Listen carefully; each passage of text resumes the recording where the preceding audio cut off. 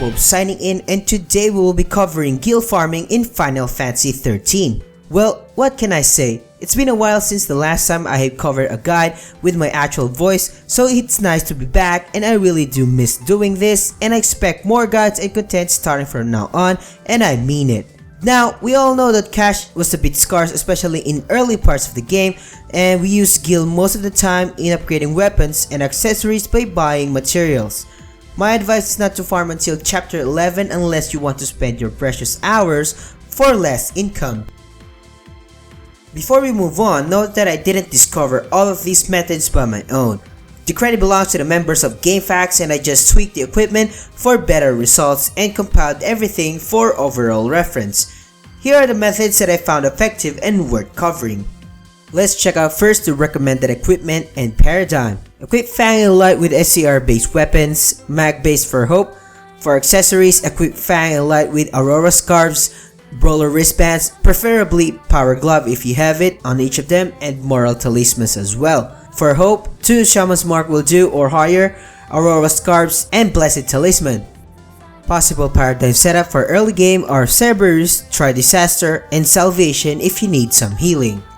After setting up, you're now going for the target. For players who want to return at Taejin's, use a Seed teleporter and teleport outside of Taejin's tower, the Palisades. Enter the tower and ride the elevator and make your way to 4th tier. As easy as that. Close in the nearest elevator to 5th tier, get out of and examine the nearest guardian statue to accept the mission.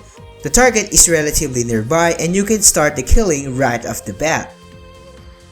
Start with Try Disaster and Stagger Mishusu. Switch to Cerberus right after it and drop a high wind, and this will kill our friend instantly, and next, clear the remaining Yakshini to end the fight. If Highwind is not around, just attack Mishusu normally.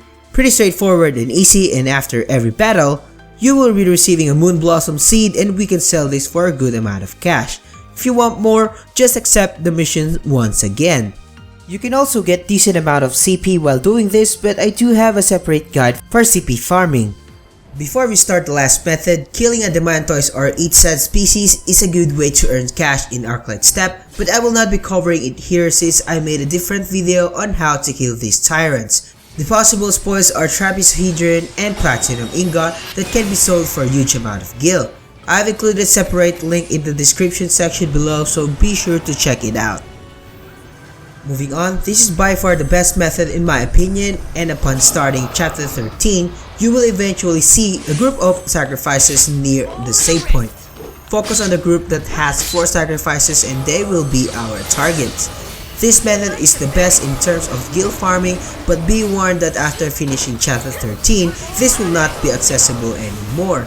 Another tip, I recommend finishing first the Titan's Trial to get at least 1 Genji Glove for Fang so things will be much faster. If you want some straight killing, let's check the setup first. Equip Fang with star level Kane's Lance with Spring Shoes, Blessed Talisman, and a Genji Glove, or a Mag Booster if you don't have the glove. Give Light star level Omega Weapon, times 2 Aurora Scarf, and a Spring Shoes.